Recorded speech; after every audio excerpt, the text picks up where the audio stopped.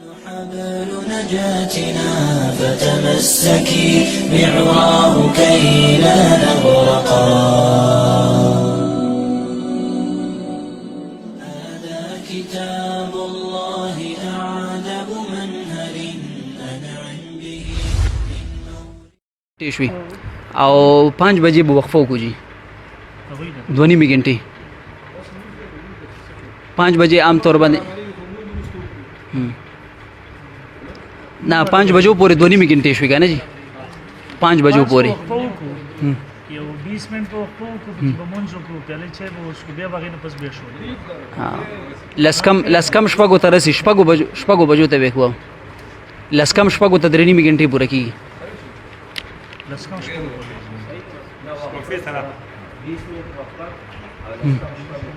نه نو په بګې نه حساب درېنی مې ته باغې نه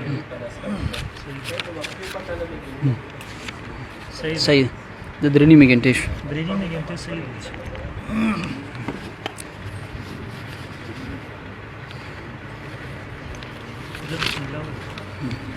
بسم الله الرحمن الرحيم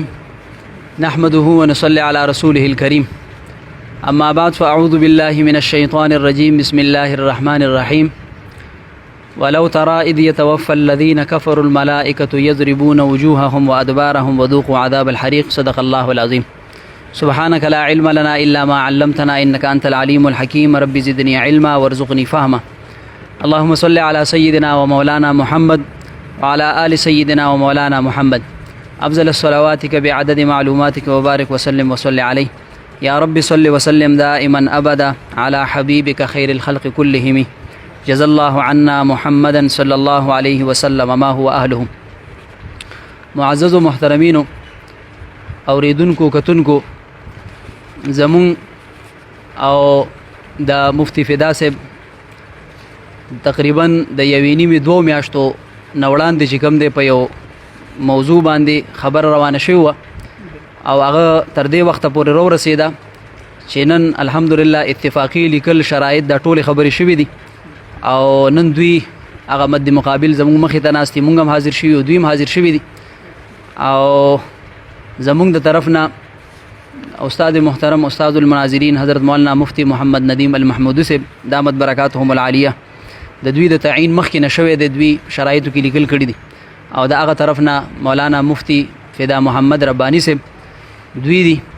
او چې کوم شرایط لیکل شوي دي نو د دواړو جانبینو په اتفاق سره لیکل شوي دي نو هغه وی چې دا باسي ټیم په ځای کېږي نو لہذا دغه شرایطونه هټ کر ما د خپل مناظرینو مونږ سره په معاونینو کې حضرت مولانا مفتی اکبر علي حقانی صاحب او مولانا مفتی فیض الحسین حقانی صاحب او ما سره نږدې مولانا مفتی عبدالرحمن عابد صاحب او مولانا مفتی زاهد صاحب او دغه شانته مولانا مفتی حضرت عمر صاحب دغه مرګري زموږ معاونین دي چې کوم د لسو کسانو تعیین شوی دی نو ماغه ترتیب سره الحمدلله مرګري ناشتي او اکثر خبرې وبکې د مناظرین وي او ان شاء الله کوشش ودا کو چې کم شرایط لیکل شوی دي دغه شرایطو مطابق د مناظره وشي مونږ ته حضرت مفتی زه خپل هم وي چې چونکی دوی زمونږ ځای خو نه دی خو زمونږ د طرف نه د ځای مقرر شوی دی د دوی په خوخه باندې پښتام باندې لیکل ورکړي دي ورته د هر قسمه ذمہ دارین حضرت مفتی سے مرګرو ته هم وي چې دوی چته تیز خبرم کوي ان شاء الله مونږ بنه کوو ان شاء الله اول بکیږي نه دا شانتي زما درخواست ده چې دا غوی د طرف نه هم او مفتی سے مخکې نه دا خبره کوله چې ان شاء الله العزیز زمونږ د مناظره به ډیر په اصول سره او ډیر د آداب او د احترام په ماحول کې به ان شاء الله العزیز کیږي زما خپل مرګرو تم درخواست ده چې ان شاء الله العزیز مناظره به د حضرت مفتی سے او د مفتی فدا محمد ربانی سے وي نور مرګرو ته به زمونږ د طرف نه اجازه نه وي او د هغه طرف نه کوم صدر مناظر دین واغې ته زما د درخواست چې کوشش دی دو کی چې خپل مرګري هغه منظم انداز سره هغه پابند اوساتي نو ان شاء الله دا مناظره به ډېر ښه طریقې سره درېنیمې شپږو بجو ته ورسېده په کم شپږ خوا شاته ورسي ان شاء الله العزیز نو تر اخره پورې چې هیڅ یو مرګره پای کې دغه اصول خلاف ورزیونه کې نو صحیح طریقې سره ان شاء الله دا مناظره سره ورسي الله جل شانه دې ماته او زمو مرګرو ته او دې ټولو ته په دغه خبرو باندې دغه اصول مطابق د عمل کولو توفیق را نصیب کړي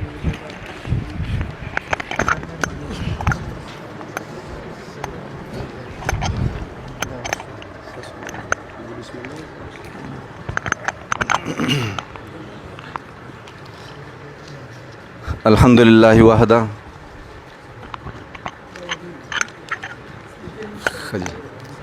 الحمد لله وحده والصلاة والسلام على من لا نبي بعده أما بعد فأعوذ بالله من الشيطان الرجيم بسم الله الرحمن الرحيم يا أيها الذين آمنوا اتقوا الله وقولوا قولا سديدا يصلح لكم أعمالكم ويغفر لكم ذنوبكم ومن يطع الله ورسوله فقد فاز فوزا عظيما وقال النبي صلى الله عليه وسلم وإياكم ومحدثات الأمور أو كما قال النبي صلى الله عليه وسلم. زما عزتمندو څنګه محمد طیب صدر مناظره د جانب مقابل نه خبر وکړه نو حقیقت دا د مجلس د علماو دی د اهل علم دی دیندارو خلکو دی نو پکار دا چې مونږه د خپل دینداری او د اهل علمي مظاهره وکړو داسې حرکت داسې دغه وکړو کلمات مونږه استعمال نکړو چې هغه زموږ د شان زموږ د مرتبه او د دې اهلیت سره منافي وي ځکه دا به خلک ګوري میډیا ته به راځي نو دا به ډېر غلط تاثر وکړي چې اهل علم د هغې حرکات وګوري د هغې کلمات وګوري د هغې د اشارات وګوري دا د اهل علم سره مناسب نه دي. نو درخواست دی چې څنګه هغوی ویلې زه خپلو ملګرو ته هم یم تاسو ته یم چې حسب توفیق داسې اقدام زمونږ د طرف نه ونشي چې هغه د بل جانب دپاره سبب د غلط حرکت او د غلط کلماتو د اظهار سبب ګرځي او نه مرد مقابل او جانب مقابل له پکار دي. عزتمندو کوم شرایط چې محمد طیب سے پیش کړه صدر مناظره د جانب مقابل نو زما د هغې سره او زموږ د ملګرو اتفاق دی ځکه هغه مخکې پیش شوي دي او هغې کتلي دي او په هغې باندې اتفاق راغلی دی نو بیا دوهراول ته ضرورت نشته څنګه چې هغه ووایي صرف دومره یو خبره کوو چې دا ځای د جانب مقابل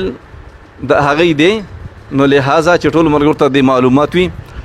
دی میزبانان دی او مونږه مهمانان یو. د تعارف په سلسله کې څنګه چې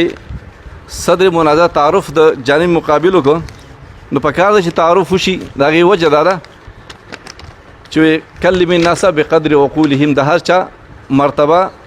وپېژندلی شي او د هغې د مرتبې مطابق خبره وکړی شي. زمونږ د جانب نه د جماعت ارشاد توحید سنت علماء دیوبند حنفیه د دې مناظر مفتی مولانا مفتی فدا محمد ربانی صاحب حفظه الله دا به زموږ د طرف نه مناظر وي څنګه چې هغې مخکې په خپل ترانه کې وي صدر مناظره وفرمایل. دویم د دې څنګه ته ښي طرف ته چې زه ناست یم نو چونکې د ملګرو د مشورې مطابق زه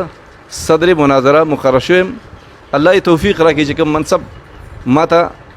مولانا اقبال احمد صاحب چې زه د کلمې د الله نه دعا کوم چې الله رب العزت کوم منصب چې ما ته حواله شوی چې د هغې د فرایضو د پوره کېدو توفیق ما ته راکړي ځکه د الله فضل سره به کېږي. دویم کوم چې د مفتی فدا محمد ربانی صاحب بل جانب ته ناست دی معاون مولانا مفتی رحمت الله امین حفظه الله د هغې سره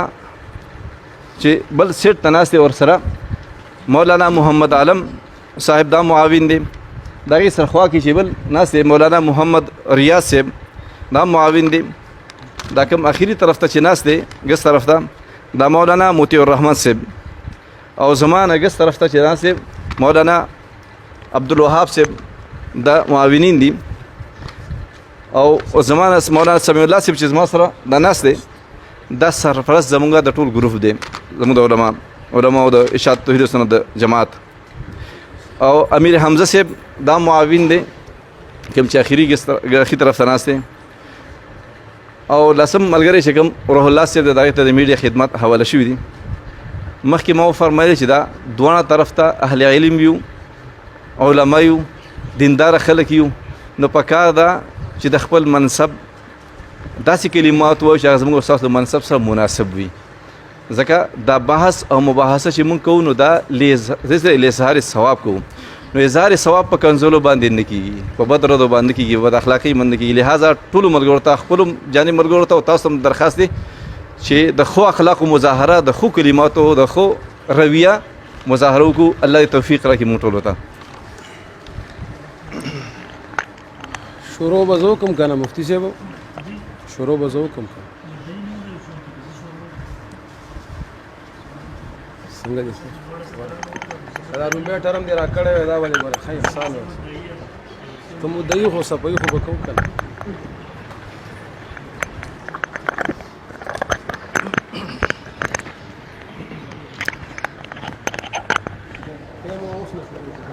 او دا تر اوسه پورې صدرانو ټایم چې و دا ټایم کې نه وي صاحب ښه 10 منټ ټرن به وي انشاءالله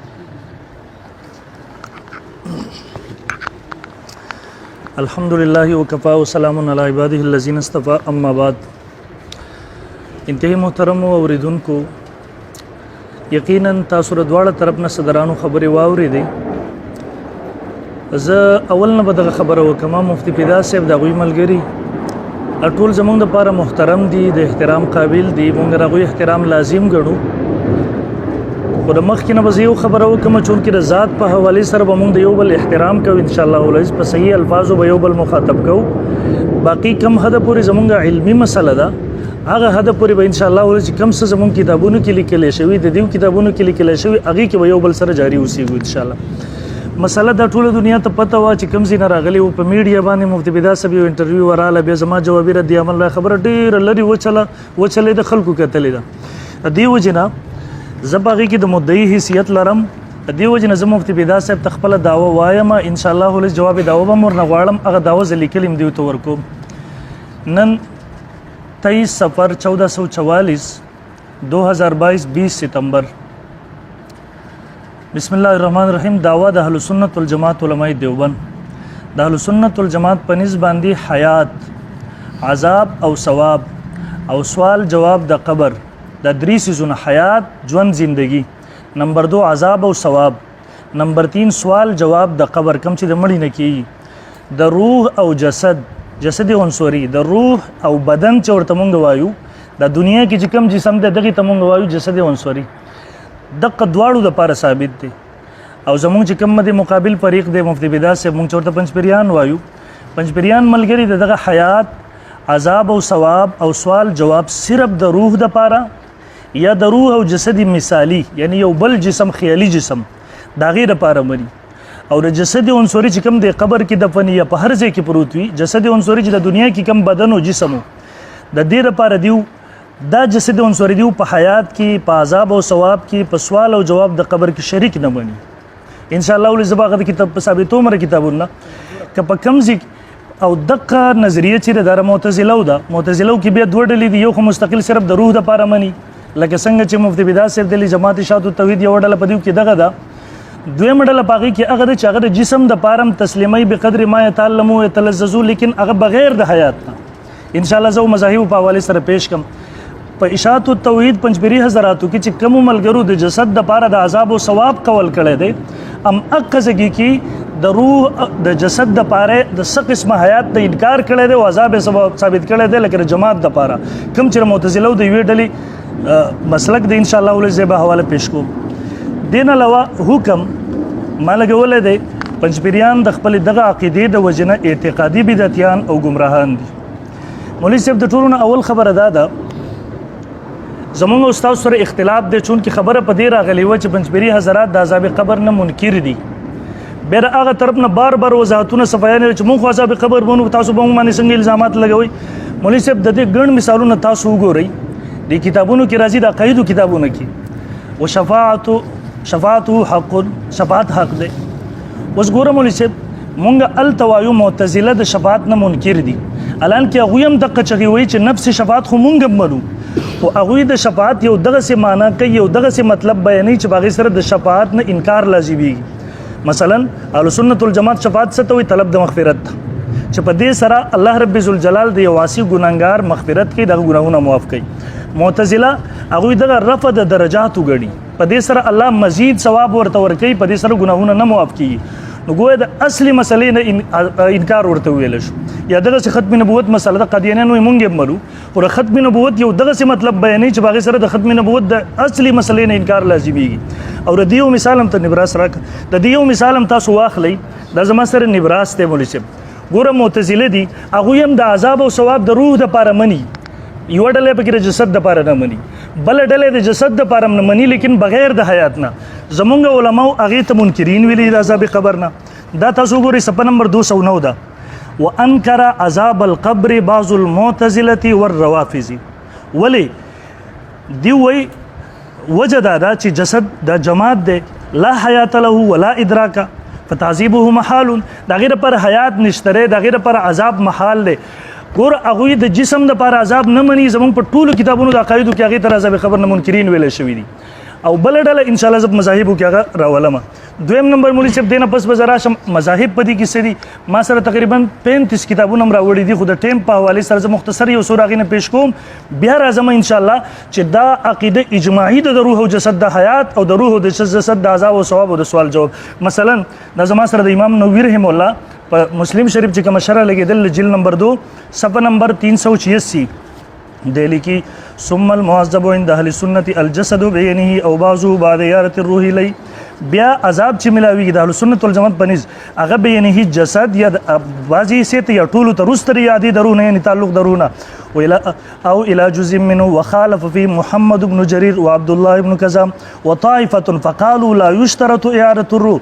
اعاده د روح تعلق د روح شرط نه دی. قال اصحابنا زمونږ اصحاب اهل سنت جواب ورکړی هذا فاسد. دا فاسد خبره ده لان الالم والاحساس انما يكون في الحي. دا عذاب او ثواب د قبر دا درد او تکلیف محصول د په ژوندي کې کېدی شي، دا په میت کې مکانې کې نشي کېدی. دغه دا دویم نمبر مولوي صاحب زما سره کتاب دی د حافظ ابن قیم رحمه الله مجموع الفتاوی ده. دیم په صفحه نمبر 219 باندې لیکي مع ان سائر الاحاديث الصحيحه المتواتره تدل على عود الروح الى البدن.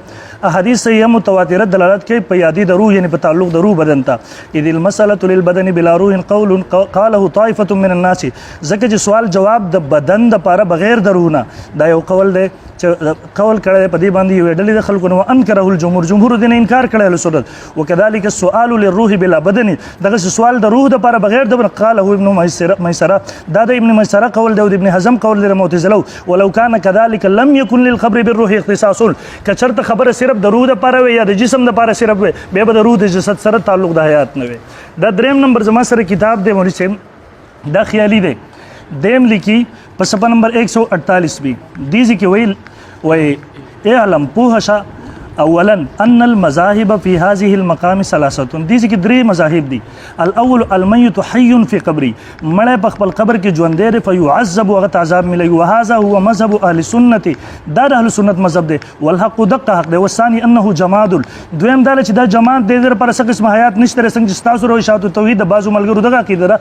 لا يعذب ولا يدرك العذاب. د عذاب نه ملاوي کې د ادراک د عذاب نشي کولای. وهذا مذهب جمهور المعتزله والروافض. ثالث دریم ذکر کوي انه جماد. دا جماد دی يعذب او عذاب ورته دقه سي ملاوي کې بغیر د حیات نه کوم چې تاسو مذهب دی. هذا مذهب الصالحيه من المعتزله. دا د صالحیو چې یو ډله د معتزله د غوي مذهب دی. ام دقه خبره لیکلې ده د زما سره شفاء السقام د صفتی 426 دیم لیکي وذهب صالح قبه دی وی د معتزلیه دی تله د صالحی تله دی خبره ته ان ثواب والعقاب ينال الميت شاملي هغه میت من غیر حیات بغیر د حیات نه. هذا مکابره دا خو سینه زوري ده. او بیا وی وذهب زرار بن عمر دی یا دی معتزله دا غوی نمونه دی و غیره من المعتزله الى ان من مات فهو سوق چمړ شو د میت دی په قبري بس څنګه چې بزبران عقیده الى يوم البعث تر قیامت د سبا پوری وضاحت سره په صراحت سره دغه مذهب ذکر کوي. دا زمان سره مولوی صاحب بل کتاب دی شرع عقائد جلالیه ادي صفحه نمبر 273 کې دی لیکي ومنهم اوردون من اثبت التعذيب وانكر الاحياء. الکه عذاب خو ثابت کړی دی لیکن د حیات نه انکار کوي. هغوی بغیر د حیات نه ورته عذاب ملاوي لکه څنګه چې تاسو عقیده. و مذهب الصالحیه والکرامیه. دا مذهب د صالحیه او د کرامیه حيث زعموا ان التعذيب مشروط بالادراك لكن الادراك غير مشروط بالحیات. دی وای حیات ضرورت نشته دی. ومن قال بالاحیاء الى اخر بیر دین رسل اهل سنت والجماعت مذهب ذکر کوي چې هغه یاد روح تعلق روح قائل. دا زمان سره شرح المواقف د عقیده کتاب صفحه نمبر 346 دیم لیکي واما ما ذهب اليه صالح من المعتزله وابن جرير الطبري وطائفه من الكراميه من تجويز ذلك التعذيب على الموتى من غير احياء. بغیر د حیات نه دغه عذاب مري فخروج عن المعقول. دا خو عقلنم باطل لان الجماد لا حس له فكيف يتصور تعذيبه. جماد د پاره د کانی د پاره د څنګه عذاب ثابت او دغه مولوی صاحب دغه خبره بیا لیکل دا دا علامه عینی رحم الله عمدۃ القاری صفحه نمبر 212 کې هم لیکلی دا او د وقال الصالح من المعتزله وابن جرير الطبري وطائفه من المتكلفين يجوز التعذيب على الموتى من غير حياد دا عذاب چې بغیر د حیات نه وهذا خروج عن المعقول لان الجماد لا حس له فكيف يتصور تعذيبه دیم دغه لیکلی دي او مولوی صاحب تقریبا په دې باندې 35 کتابونه ما سره غوښه تفصیل ته نه ورځم او دغه عقیده د رشیګانو هم ده بیا دواړه کتابونه ما لیکي راوړي دي ان شاء الله په وخت ضرورت زاغه پیش کولای شم چې هغه هم د جسدي مثالی او د روح لپاره یا صرف د روح لپاره بغیر د میت د حیات نه دویم نمبر مولوی صاحب زم د روح او جسد لپاره د عذاب او ثواب کول د مجموعي لپاره د اجماعي دی د دې خلاف شاذ اقوال پیش کول له هیڅ معنا نه لري دا زما سره مولوی صاحب حواله پیش کوم دا زما سره د ټورونه اول شرع عقیدۃ الکبرى